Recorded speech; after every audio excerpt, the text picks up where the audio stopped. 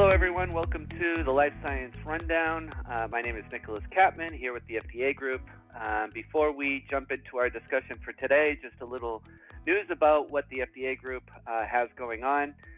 If you've ever been frustrated with having to research, read, and interpret new FDA regulations, guidance documents, what's happening at FDA, warning letters, would you like a place that you can go to get all the latest information with analysis from former FDA employees as well as industry experts?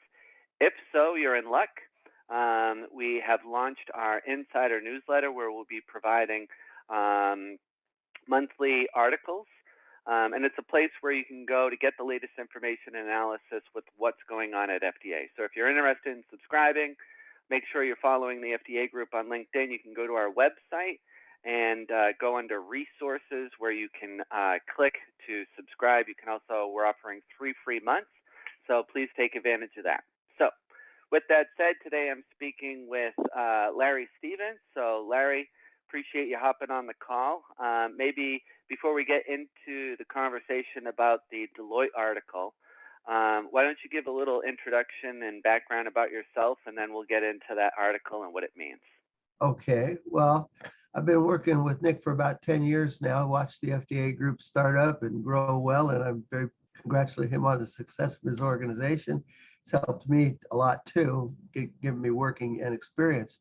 I have a very unique background. It's so unique that I'm not sure there's another consultant out there, or in my case, expert witness with my background. I started with FDA in '72, and I worked 10 years for them.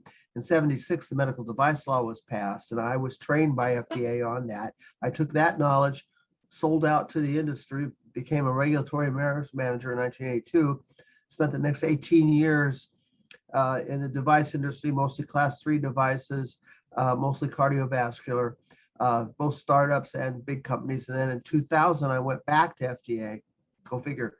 But I went back and became a device specialist in the new FDA, the modern FDA. Did that, became a compliance officer. It was the director of import operations, running all the import operations out in Los Angeles for all the FDA regulated products coming into America. And then in '09, I moved to St. Louis for personal reasons, to be close to the grandchildren. I became the director of the St. Louis office for about 3 years. And then I retired in 2011 and been consulting ever since. And I'm enjoying it. Very cool. Thanks, Larry. So let's get into the Deloitte article. So can you give us a summary of, maybe talk about the title and then kind of get into maybe a high-level overview of what it stated? Okay. Well, the title of the article is 2022 Global Life Sciences Outlook: Digitalization at Scale, Delivering on the Promise of Science. That's a very enticing, the parts of that is science and digitalization in 2022. Now, the article itself is primarily pharmaceutical related, and they relate to the stories of the pharmaceutical industry during the COVID situation. And there were some things that emerged out of that that were a good learning experience in the sense of the things that happened. And also some new techniques were developed, which they talk about, which we're going to talk about today, which are really beneficial to the industry in general.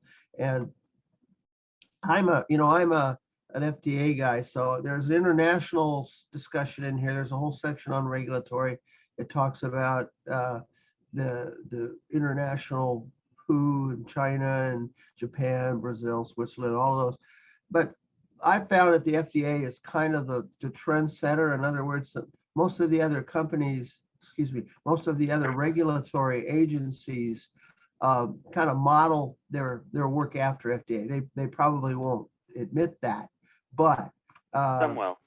Yeah. But anyway, from the regulatory standpoint, I drew some stuff out of it, and that's what I wanted to talk about today from the standpoint of what the FDA Group does and some of the things in here that could be useful to us and to our clients. And I think I can tell you how that would be. And you have any questions, Nick? You want me to move on? No, keep going down that path. Okay. All right. Well, I spent 18 years in the industry, and I know that there's some things that are very important to companies. One is money. How do we spend the least amount of money and increase our profits for our shareholders? And that's the way. Another is how quickly can I do things? Now, working in regulatory, I was always why is it taking so long? We got to do this quick. Because this time to market issue is so important to the companies. And so what I want to look at today are two things that I've drawn out of here that can, one, save time for the company and also save money. Wow, how can you lose with that, right? Okay. Yeah, for sure. Well, okay, so the FDA group has a unique position of being able to provide experts to work with you on your regulatory projects. And why would you do that? Well, because sometimes that will make sure you get everything you need to know about your issue, and the other is you get it efficiently. Now, I last week did an on-site audit, the first one I had done in 2 years. When I first consulted, I traveled all the time, but during COVID, it kind of died up, and within FDA it also dried up in the sense of the on-site. So the key for me is that audit I did last week could have easily been done remotely. And the reason I say that is this was a company that basically has all the components of their system made for them. They get finished products in and they distribute them. And so their operations are essentially quality systems. And the key there is that the audit that I did, I was there 2 days. I met with people. I talked to them about their jobs. They explained to me about their company. And then I started looking at documents. Now they happen to have a computer system to handle their quality system. And I bring that up because it's extremely efficient. The FDA group, I don't think, Nick, doesn't sell quality system software, do they? But that's correct. We do not. Okay, yeah. okay. But I know there's a lot of good systems out there. Yeah. They're out there, and we say, well, what's the advantage? Well, one thing, this company did not have a document control department. They had 97 people. They had other functional areas, but they didn't have a document control department.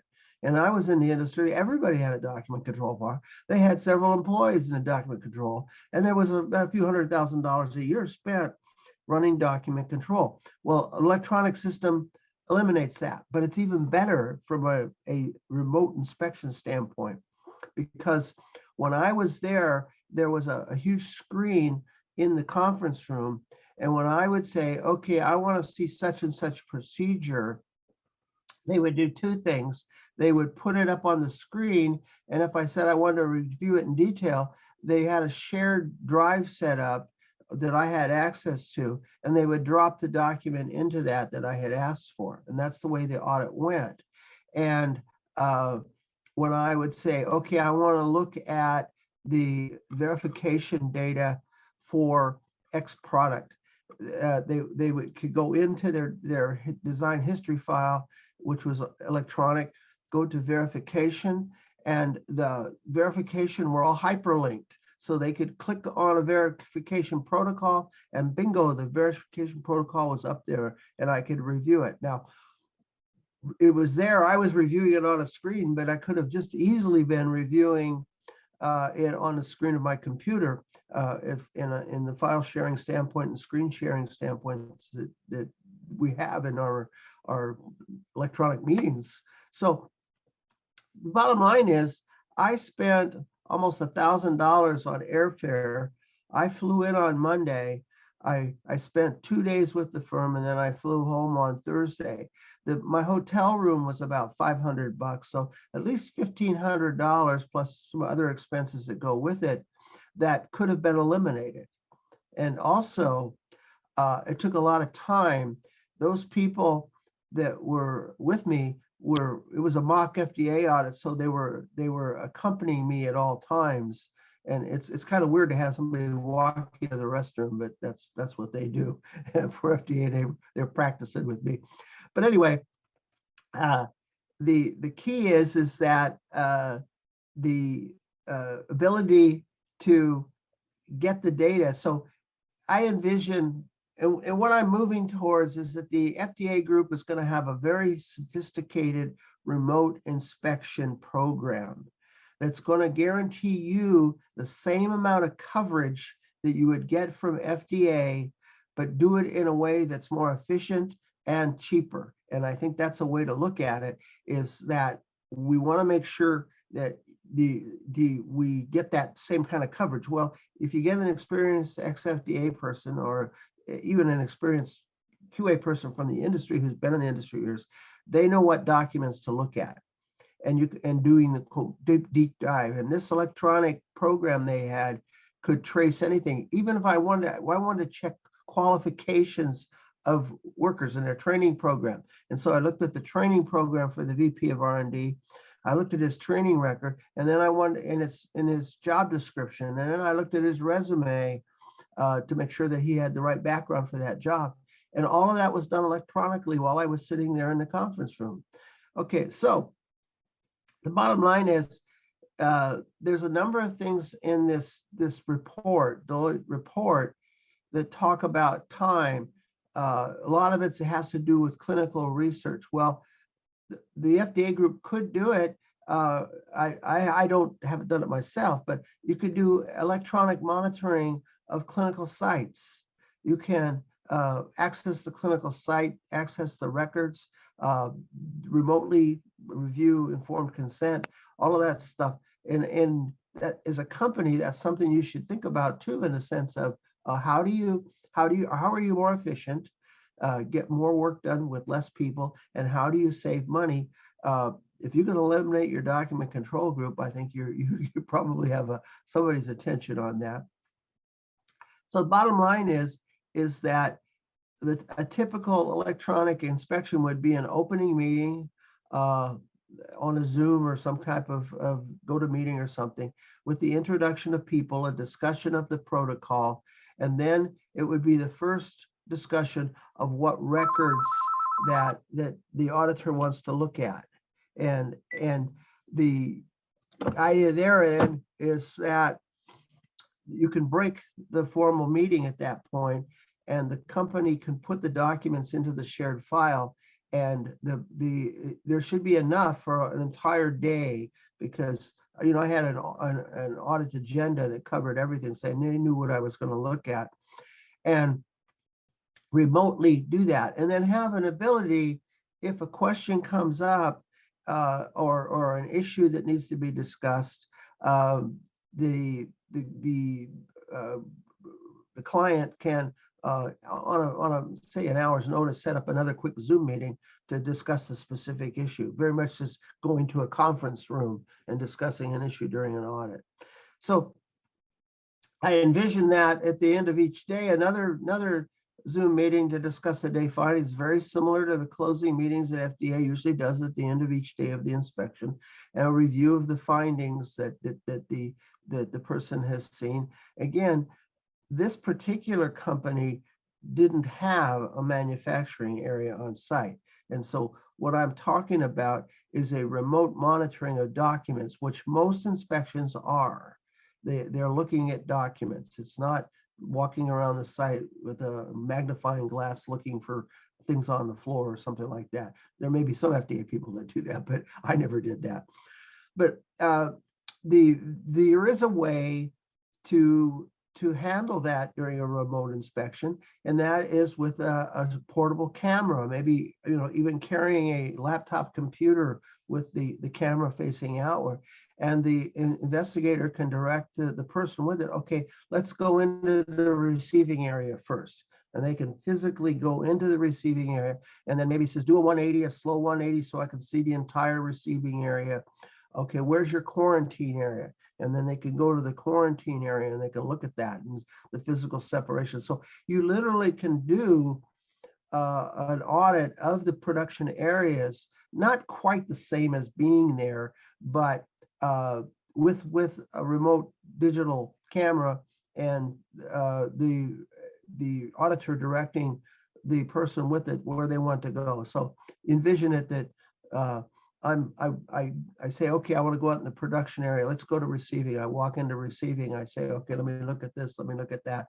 I would walk over to certain products and look at the labels. So you would tell the audit, the person with the camera, go over to that rack over there, and those packages, pull one out, give me a shot of the label on it. I want to see what the label is on that. So all of this can be done. Now, why isn't FDA doing this more? Because you can't gather hard evidence of a violation. But that's not our job as consultants. We're not trying to gather evidence. We look at documents which could become evidence if it was FDA. But the key is that FDA, from a regulatory standpoint, really can't have totally remote inspections because they've got to get hard copies of documents and issues that they feel are documenting violations. So we as consultants can tell you this is something FDA would take and this is why they would take it, but we don't have to take it. So if you want to look at this Deloitte report, you'll see a lot of, if you're in the pharmaceutical industry, you'll see a lot about the amount of billions of dollars that companies, I had no idea that the R&D budgets at these big pharma companies were in the billions of dollars, but they are. But the part that caught my attention was the regulatory area and the discussion of the emergence of the remote audit, and me then relating it to what the FDA group can do and how that could be a very valuable service to a company. Okay, Nick. So, excuse me. You made a really good point about why FDA has to go on site and why it's not necessary for a firm that's preparing a sponsor for an audit to go on site. In what situations do you think that it would make sense for the FDA group or another consulting firm to go and actually do an on-site audit? Well, that's because what most people are used to, that the amount of discussions that go on during an on-site audit are greater than the amount of discussions that you would have on a remote audit. So the open interchange and ability to ask questions, that's something that on site you do, and it depends on what the company is looking for. If they're looking for a strict quality system audit, an audit of the quality system and the documents associated with it, and an opinion as to whether or not it's adequate to meet FDA needs, the remote audit is fine. If they're looking for consulting, if they're looking for someone to come in and talk to them about how they manage their quality systems and how they deal with FDA and how to prepare for FDA, and that most times can be handled better through an on-site, but it doesn't have to be a 5-day on-site. The on-site could be a day or two talking about FDA, and then the consultant could become a remote auditor at that point. Now you still have the travel costs and the hotel expenses with any personal visit, but the 5 days from an auditor standpoint, it doesn't require as much as their time as necessary. In other words, they can sit there and review documents at home or in their home office, wherever they are, and then handle something else if they got to do that. I like on site because I'm a people person and I like talking to people and all that, but I know it's not as efficient as it could be, and I think that's a valuable thing to offer to companies, is that the efficiency of the remote inspection. In the Deloitte article, were there any other big takeaways outside of the one that you described? Yeah, the digitization of the industry. In other words, there's a lot in there discussing about clinical trials and monitoring of the trials, and the patients more involved in their own management of the trial. There's a lot of discussion in there about the ability to handle data, direct data inputs from sites, and have it analyzed all remotely and reports. The idea is it's a quicker trial if you do it electronically. And the other is that it's a very profitable industry. If you look at the companies that are listed there, they're the big pharma companies, and it talks about the number of you get an impression they research a lot more products than they market, but nevertheless they have very profitable businesses. So it's a good article to get a picture of how the industry reacted to COVID, how FDA reacted to COVID, and moving forward, what permanent changes the Deloitte people think are appropriate for companies that are going to be competitive in the 22nd century, so to speak. So how can we apply this information moving forward? Was there something that you read and interpreted that you think is going to become the new norm? And then in addition to that question, was there anything in the article that you disagreed with? Well, I disagreed with the Project Lightspeed glorification. In other words, you cannot hurry drug development and cover all the bases. And they talked about the ability to get the COVID vaccine developed in 9 months versus 5 years, and how great that was that they did all that, the emergency use authorizations. At the time they wrote this, which was over a year ago, I don't think there was as much known about the issues that have come up from that hurry up thing. So I would think FDA is going to take note of that too. And the key, they talk in here about open communications with FDA.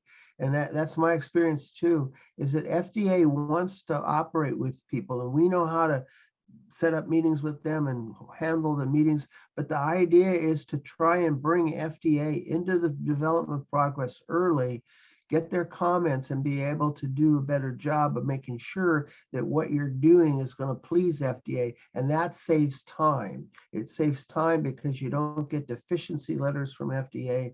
You don't get the additional information needed. You basically tell FDA this is what we're going to do. They say, well, do that, but do this, and then you do it. And when you give it to FDA, they're happy with it. And that kind of communication is talked about in this article, the ability to adapt. They talk about international cooperation electronically, working with international regulatory bodies electronically, and opening those discussions up too. I don't know what the international approach is from regulatory agencies, but the notified bodies, I'm sure, have this digital thing. So the digitization of our industry is the underlying message of this whole article. So what, if you had to summarize kind of the big takeaway and the 1 to 2 things that the audience listening to this need to remember, what would that be? Well, again, they talk about better ways of doing things, whether it's during the clinical trial and how you manage the clinical trial. They talk about how you can manage it from an internal quality system standpoint. And what obviously I have a lot of experience. And when I saw the software that this company had and its ability to instantly gather documents and hyperlinks to real documents, it blew me away, because I used to be sitting there in a room waiting for someone to go get the document out of the file and bring it in for me to review. And that takes a lot of time. So the key here is that I believe that the take home message is we can do a good job, and we can do it quicker, and we can probably save some money. Okay, awesome. Well, this was a great conversation. I really appreciate you taking the time, Larry. Hopefully everybody watching was able to get something out of this. And as always, if you find conversations like this valuable, please share it with a colleague or your professional network.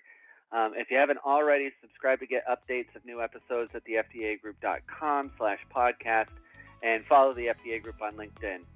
If you'd like to connect about project or resource needs, head over to thefdagroup.com, get in touch, or feel free to connect with me personally on LinkedIn. So thanks so much for tuning in. See you next time. And Larry, thanks again.